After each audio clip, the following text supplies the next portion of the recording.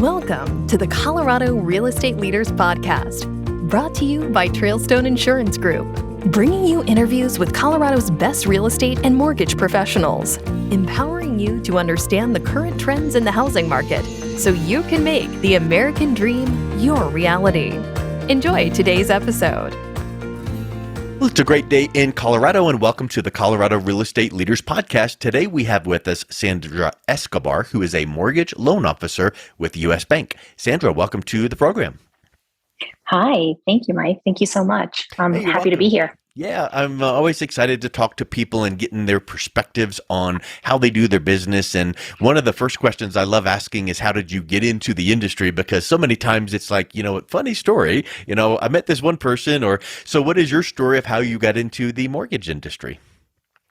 So I've actually been in retail banking for over 10 years. And just in the past 2 years, I've decided just to kind of hone in on one part of, what is finance and what is business, finance and business. And I decided that mortgage was the way to go. It's what I find helps people the most and what I like to talk about. Yes. And it tends to be like the forefront of people's mind because it really is, wow, it's kind of a mystery because, you hear so many things. It's so much even misinformation out there, but it's such a big transaction. It's not like buying a car, where it's like, oh, here's a car loan, but a mortgage and real estate, they tie together so much to be such a big part of your life. And you can go Google and look online and learn some things, but it tends to get cluttered and confusing, I would suspect. Oh, absolutely. It's a little overwhelming if you decide to go, and kind of do the research yourself. And there's a lot of misconceptions that you can also run into. And if you start believing everything that you're kind of running into and reading, then it's kind of dissuades you. And, maybe you think you're not eligible or you will never be able to buy a home. So walk us through some of those misconceptions and things that scare people. So the biggest misconception that I see all the time is that people say, well, I don't have 20% to put down on, purchasing a home. Well, that's a huge misconception. You don't have to have 20% down payment to buy a home. You can have as little as 3%. And sometimes you can just do it with at least $1,000, depending on if we can get you some down payment assistance. So there are a lot of ways that we can help people, but it's that first discussion. I always tell people, ask any question, any and every question that you might think of, even if you think that it's a stupid question, right? There are no stupid questions, because if you are thinking of that question, somebody else is thinking of it as well. Right. And you're never going to know if you don't ask. So you don't know what you don't know. Yeah. They say the only question not asked is, or it's not a stupid question. But what else? There's probably misconceptions about money down. What about credit and qualifications like that? Do people get scared away for misnomers there? They do. And it's, again, misinformation. So people think that they have to have, an 800 credit score to get into a home. And that is just simply not true. I just worked with somebody that, their credit score, it was them and their partner, and one person's credit score was around 720, and the other person just really had no credit at all. They hadn't established credit yet, and we were able to get them approved.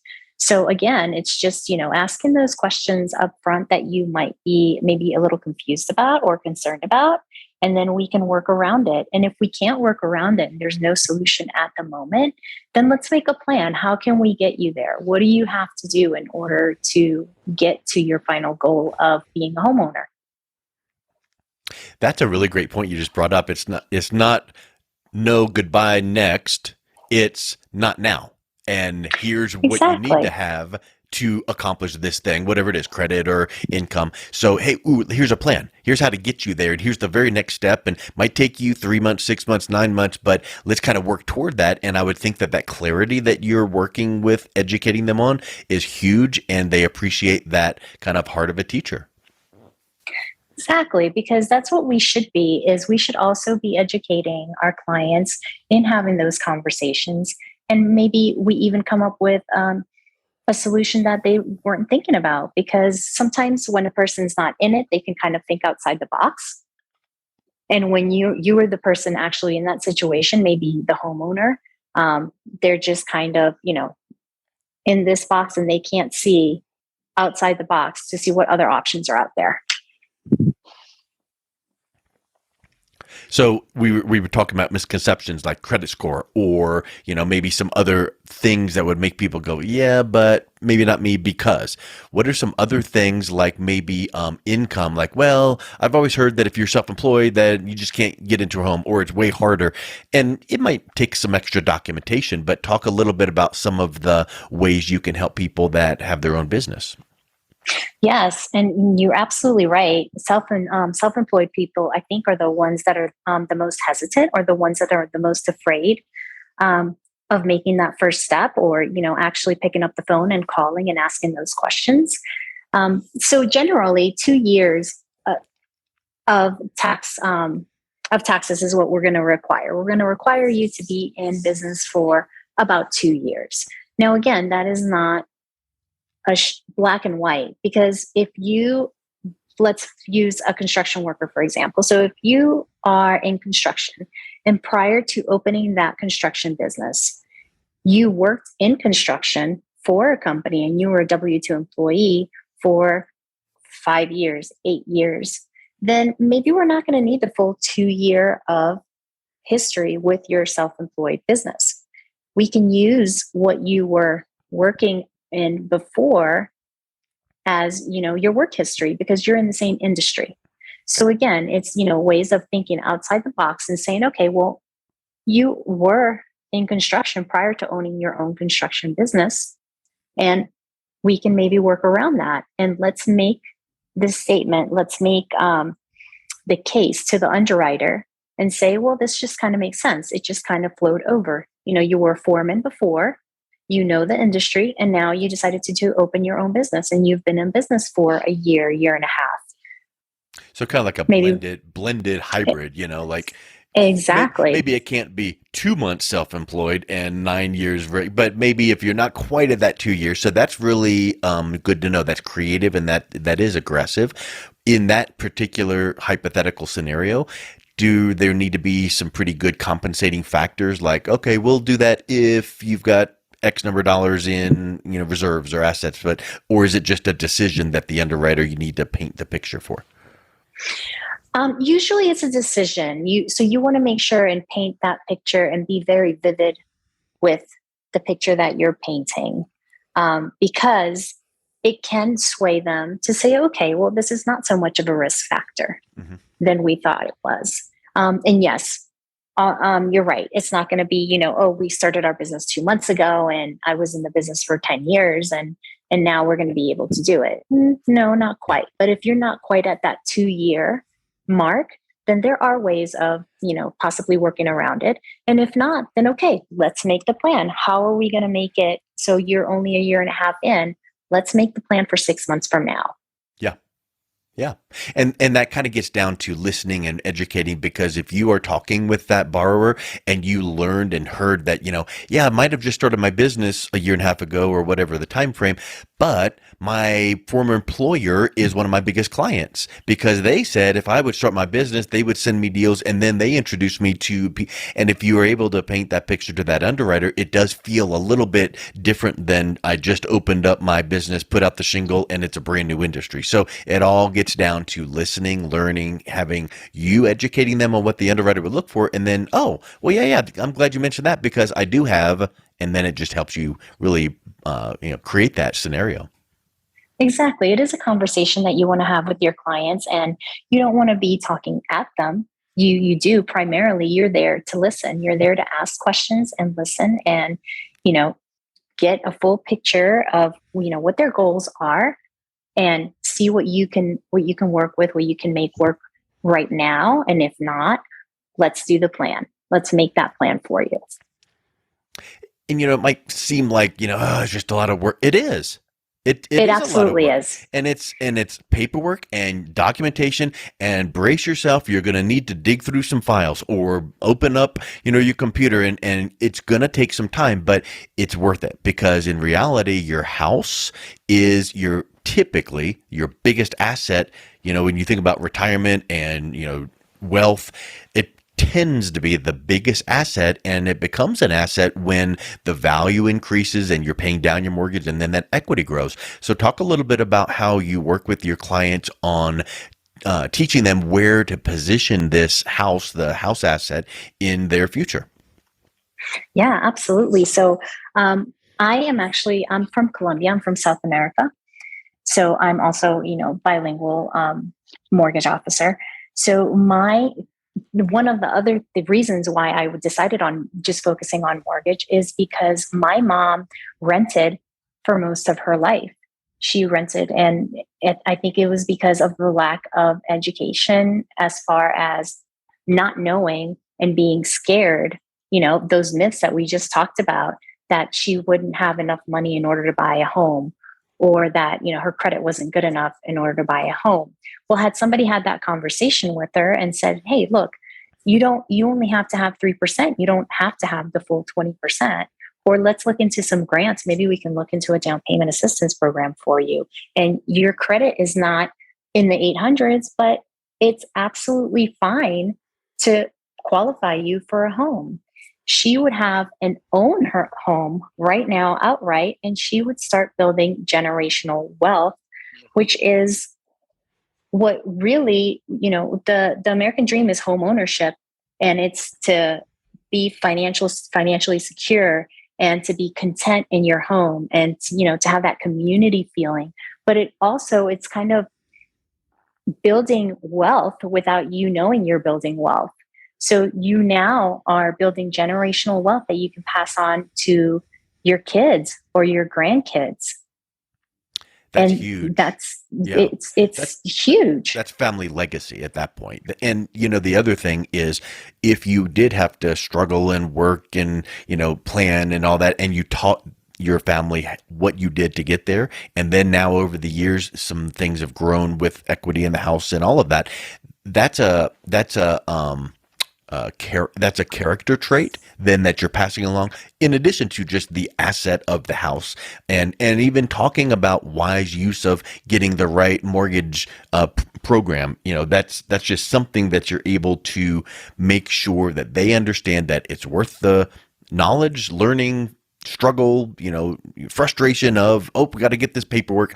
It's worth it. And I think that that's really neat because that carries on. It has that ripple effect, like creating that family legacy, Absolutely. And I think that, and again, going back to these things, these words also that we hear, when you hear wealth, you think that you have to be wealthy. Well, you don't need to be wealthy to pass down generational wealth. Yeah.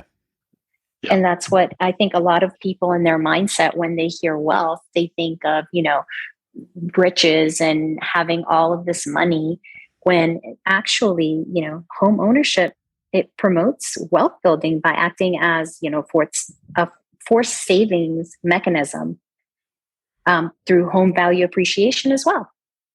Yeah, you're not just getting savings, but as you said, you're getting that appreciation. It's exactly multiplier. A lot of people don't understand, especially if they've been renting for a long time, and they think it's great that the landlord always takes care of a little issue if the dishwasher needs to be fixed or whatever. But there's a much bigger multiplier when you own that home to generate that wealth. Right. If you're a homeowner, exactly. If you're a homeowner, chances are your worth is much more than someone who rents. Yeah. And again, you are teaching, right? You're building that legacy. You're getting that generational wealth, and you're teaching your kids and your grandkids the way that they can do it as well. And sometimes it's just that little bit of a leg up or head start. It doesn't need to be wealth, like millions of dollars. Sometimes it's just that little bit extra that gets you over the hump, and then it amplifies from there. Exactly. So So you talk a little bit about when you talk to people that are buying the house for the first time and they're saying, yeah, but my rent is X and a mortgage payment is going to be way more. Well, sometimes it is going to be way more, but if you buy the right size house, the mortgage payment sometimes is not dramatically higher than what you're paying in your rent. And so, start stair step, start moderate. And then in a period of time, 3, 5, 6 years, maybe you can move up and improve from there. But it doesn't have to be such a big dramatic change, right? exactly, it doesn't. And that can also, be categorized as a myth, right? Oh, well, purchasing a home, I'm going to pay double what I'm paying for my, for the place that I'm renting. Are you? Are you really? Because especially right now, rent is really high. Yeah. Yeah. What you're paying, you can possibly find a house that you're paying the same amount. If not, like you said, it's just very marginal, the difference that you're going to end up paying. And then it's yours, right? You have that wealth, and then it accrues more wealth, and you have options there. So if in 15 years you're still owning that home, then you have that equity in the home. And maybe now you have a child that needs to go to university or college that you want to help pay for. Well, you have that savings accrued. Yeah, you can grab that equity and use it for something that's meaningful in your life that continues to improve your family's growth. Exactly. So it's, again, having those conversations and what is most important to you, and your home ownership goals. What do you want to achieve with this? And one of the biggest detractors to wealth, or in what we've been talking about, generational wealth, is like expenses and misuse of money. So as an example, I'm certain that you say to people, hey, why don't we look at buying this house and let's keep it right in your budget. Yeah, we can approve a loan up to this debt ratio, but let's keep it on the lower side. And remember, don't run up your credit cards, and remember, don't go out, because now all of a sudden you are creating consumer debt, and we don't want to use the home equity down the road for just frivolous things. We want it to be available for things like, college expense or something like that. So talk a little bit about how you teach your clients to make sure they're making wise choices on the level of house they buy, as well as the combination of like, well, if you have a house, we may as well buy the 2 new cars to go along with it. No, let's take it a step at a time. Exactly. Yes, and those are really the conversations that we are having prior to, because just because you can qualify for it, is it really going to meet your lifestyle? Because what we're going to take into account is what's on your credit report, right? The things that are reporting to your credit report is what we're going to assume is your debt. So your utilities are not going to come into play. Anything that you do on the weekends for fun are not going to come into play. Your groceries, you have to take all of these things into account. And what kind of lifestyle do you want to lead? When people say that, I'm house poor, maybe you got into that house and your payment is a lot more than, what you want your lifestyle to be. That's a great point. And there's things that come into play that people don't think about, like, oh, I can afford the mortgage payment. You show me what the payment is. I can afford that. But maybe a bigger place compared to where you were renting will require a higher utility bill. Maybe the electric and the gas. So those things don't show up on credit or payments that are required, but you're going to incur them. So knowing that is going to really prepare you properly. Exactly. Yes. So do you work with real estate agents as well, or do you just work with the people at US Bank? I do work with real estate agents as well. And I work with, the people coming in from US Bank, our current clients. But I do like to work with real estate agents because we can kind of help that person. It amplifies the service even more if you are working closely with that realtor. And it helps both of us get them to the goal of homeownership. Yeah, and you guys being such a large bank with a great reputation, that certainly is helpful when real estate agents are like, oh, that's great because I know that you're going to do a great job. Exactly. US Bank has a great reputation, and we do such great work, and the communication, which communication is key when you're trying to do this transaction, is just amazing. So, what are some of the touch points when you are working with someone helping them to buy a home? What are some of the touch points that you are updating both the borrower and the real estate agent typically? So, you don't ever want someone going, well, what's going on with my process? You want to be the one going, okay, we've achieved this. The next step is. Right. So we start off with the application and trying to get them pre-qualified to purchase the home. So once we have that pre-qualification letter, then it's getting in touch with a realtor, explaining to them and your client, this is what we were able to qualify him for. And I've had the conversation with my client. He's really comfortable at, again, going back to just because we can approve him for more, that doesn't mean that they're comfortable with it.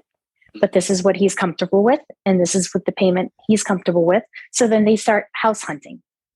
They find a house, they're under contract.